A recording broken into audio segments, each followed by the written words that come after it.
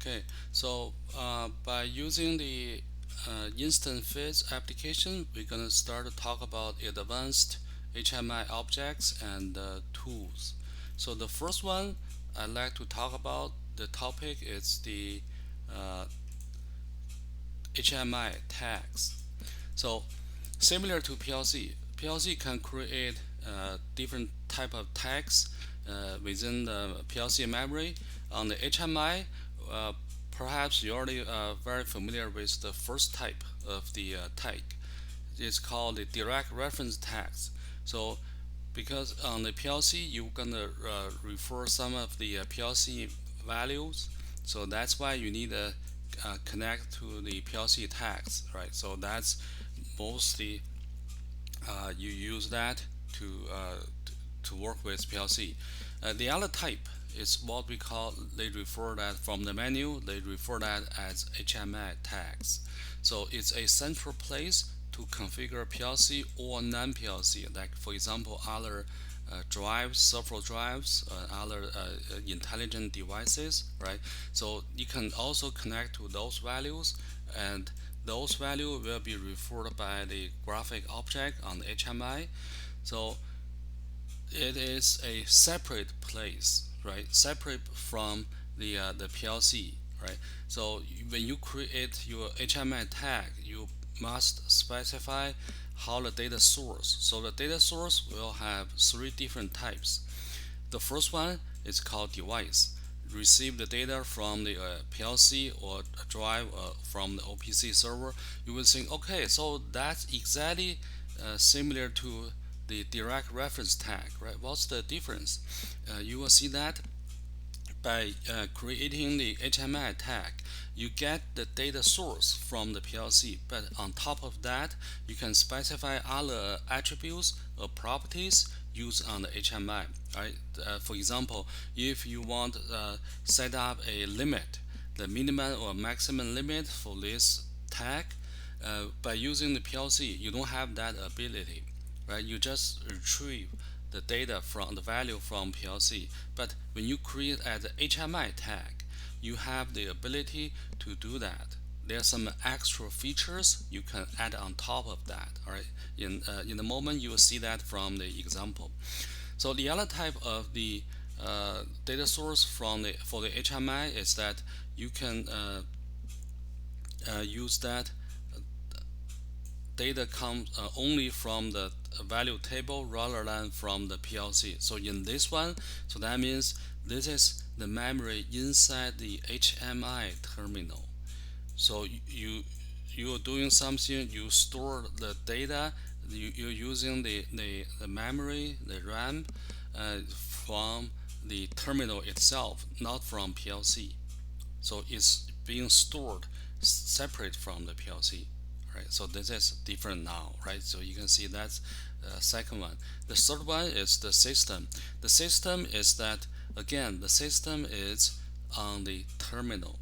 It's created by the system and stored in the folder called system. So that means the HMI terminal, it also has a system running on that, and actually it's a one simple version of Windows operating system running on the HMI touchscreen terminal, right? So with that terminal, it also has the Windows system and other data you want to access. For example, the clock or the login user and other things, right? So it's some of the data from the system as a programmer you can access on it, but some of them you couldn't, right? So again, in the example, you will see some of the example by all these three categories. All right, so we'll move on here. So in this project, remember I show you we want to create a slider to control the brightness of the terminal, right? So for that, if you think about on here, it doesn't need PLC for that. It's perfect candidate for a memory HMI tag, right? So that'll be the one we first create. So how do we start? So underneath here, there's a folder called HMI tag, and if you double click the tags, you will see a window pop up. So it allows you to create the tags one by one, similar to the tag editor from the PLC. You can give a name. In this case, we call it intensity, and then the type. Remember that with PLC we can call Boolean and double integer and real timer counter, right? Those things similar to here on the HMI. You can specify as analog, almost like a real data type or double integer. With digital represent the single bit equivalent to Boolean. You can also have other type, right? So on top of the window here, maybe better to show you on the software itself. Yeah, so let me bring up the software on here. So it's a little bit smaller, but you can see this is the window, right? So when you double click here, right, so you open up this. So on top you can see there's some buttons, right? So it took me a while to realize that there's some functions on here. For example, if you by mistake create a mistake you want to delete, so you can highlight on here. Those are the ones, for example, I'll show you on here. So this is the one, if I don't want it, you highlight this row, you can delete, right? So yeah, it will take a while. You can see it's circling around. Hopefully it won't crash. This software caused a lot of trouble to me on there. So this is some of the buttons you can use. Yeah, you can see here it took a while to delete that row, and you can, of course, you can create a new one on here, right? You can give name and specify the type, and then if you, for example, right, so if you can we can just type in tag 1, and when it's the type, if you choose analog, you can see here, that's what I mean. You can set up the minimum, maximum, so later on you will use that to control the graphic object, right? And once you create, you can accept, right? So before I switch back, you can see here also there's a folder called system, right?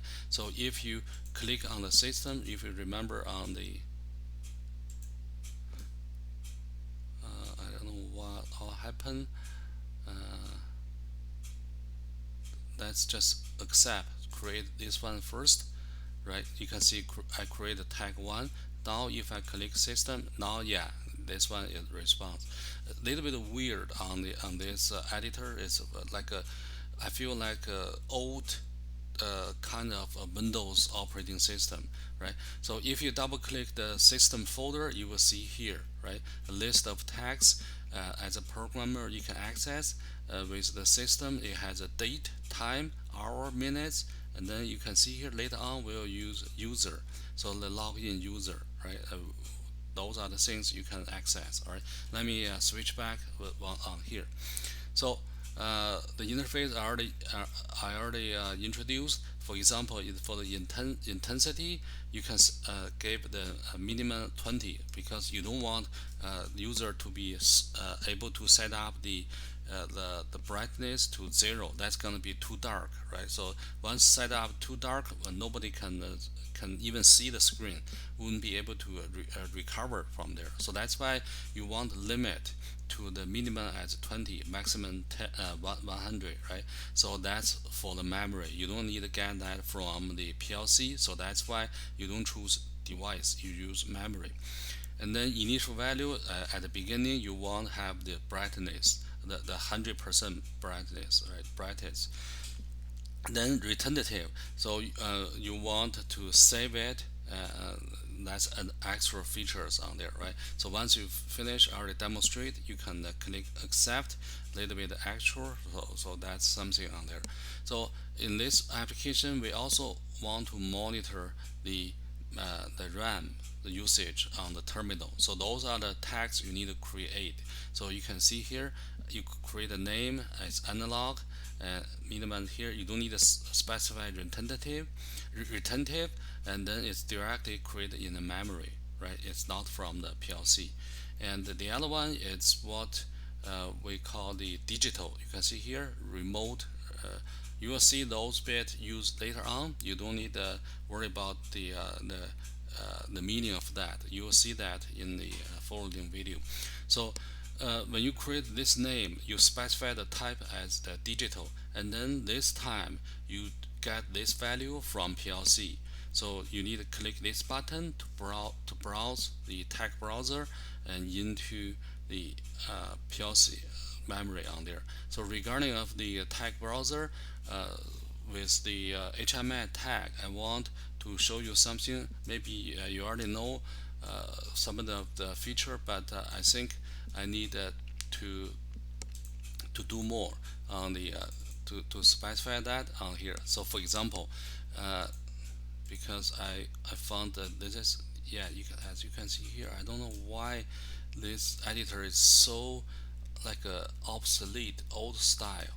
All right, so those are the tags created. So that's the one we want to browse from PLC, and that's the tag browser. So when you open the tag browser, you can see here I want to talk about a little bit more on the tag browser on here. So first, you can see here on the, let's start from the left hand side. All right, the application name is called InstantFizz M John. That's my name on here, right? So you can see that matched on here, right? That's matched the on here. So when you open this node, you see two of them. That confused my student a lot. So first one, people will try to browse PLC tag by clicking on this. That will not give you PLC tag. Instead, that will bring up all the HMI tags. You see here, right? So that's what you just saw underneath here. So that's the HMI tag. So that means this InstantFizz MJOHN is a different folder to have the central place to have the HMI tags on here. We're going to create those. Remember those on the one, right? The available RAM intensity, right? So that's underneath here. The PLC tag is underneath the FactoryTalk links. So how do you know that? So let me just temporarily close on there so you can have a deeper understanding on that. So with this series video, we will go talk about a lot of nodes on the left hand side underneath the Explorer. Right? This is the Explorer window. But if you close that, if you close this node, you see here from the base, right? By doing the line, you can see here, this is the application name, this is a system, right? So that's different node. Then you have a the application again, and then the other one is FactoryTalk links. Links, that means you communicate set up to the PLC, and then you have the application, HMI application, this is a big one. So if you have to scroll all the way down to see the other one, right? So this is all everything you set up on the HMI, and which will go through most of them on the node on here. For example, what is global object, what is HMI tag, and also what is parameters, what is alarm, and there are also data logging on here.